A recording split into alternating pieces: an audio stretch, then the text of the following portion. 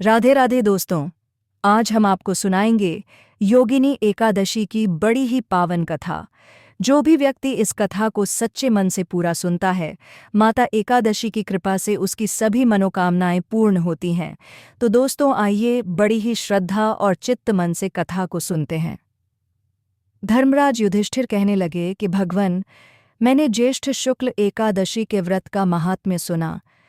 अब कृपया आषाढ़ कृष्ण एकादशी की कथा सुनाइए। इसका नाम क्या है, महात्म्य क्या है, यह भी बताइए।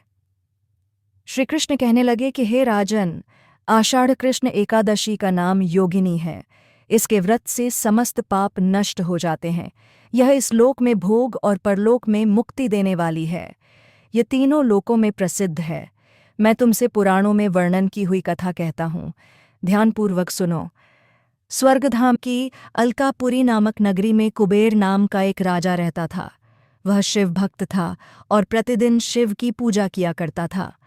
हेम नाम का एक माली पूजन के लिए उसके यहाँ फूल लाया करता था। हेम की विशालाक्षी नाम की सुंदर स्त्री थी। एक दिन वह मानसरोवर से पुष्प तो ले आया, लेकिन कामासक्त होने के कारण वह अपनी स्त्री से हास्य विनोद तथा रमण करने लगा।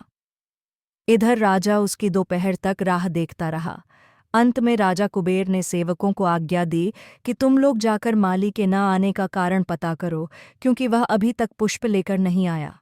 सेवकों ने कहा कि महाराज, वह पापी अतिकामी है, अपनी स्त्री के साथ हास्य विनोद और रमण कर रहा होगा। यह सुनकर कुबेर ने क्रोधित होकर उसे बुलाया।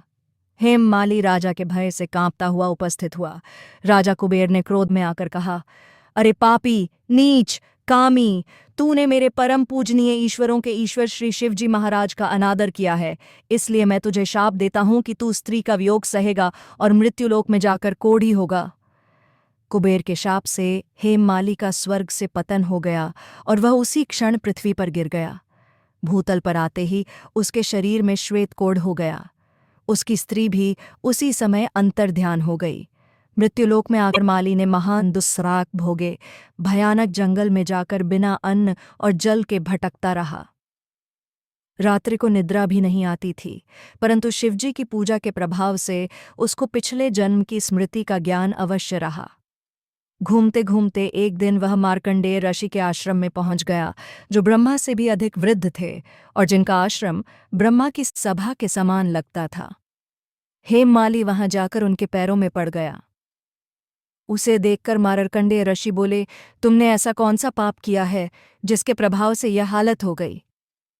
हेममाली ने सारा वृत्तांत कह सुनाया। यह सुनकर ऋषि बोले, निश्चित ही तूने मेरे सम्मुख सत्य वचन कहे हैं, इसलिए तेरे उद्धार के लिए मैं एक व्रत बताता हूँ। यदि तू आषाढ़ मास के कृष्ण पक्ष की योगिनी नामक एकादशी का विधिपूर्वक व्रत करेगा तो तेरे सब पाप नष्ट हो जाएंगे।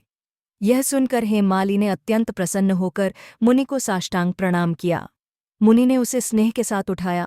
हेममाली ने मुनि के कथनानुसार विधिपूर्वक योगिनी एकादशी का व्रत किया। इस व्रत के प्रभाव से अपने पुराने स्वरूप में आकर वह अपनी स्त्री के साथ सुखपूर्वक रहने लगा। भगवान कृष्ण ने कहा, हे राजन, यह योगिनी एकादशी का व्रत 88,000 ब्राह्मणों को भोजन कराने के बराबर फल देता है। इसके व्रत से समस्त पाप दूर हो जाते हैं और अंत में स्वर्ग प्राप्त होता है। दोस्तों, अगर वीडियो पसंद आया हो तो वीडियो को लाइक करके कमेंट में राधे राधे ज़रूर लिखें, और साथ ही अगर आप हमारे इस यूट्यूब चैनल पर नए हैं तो चैनल को सब्सक्राइब कर लीजिए, क्योंकि हर एकादशी को आपको हमारे चैनल पर एकादशी की व्रत कथा और सभी अन्य धार्मिक कथाएं सुनने को मिलेंगी।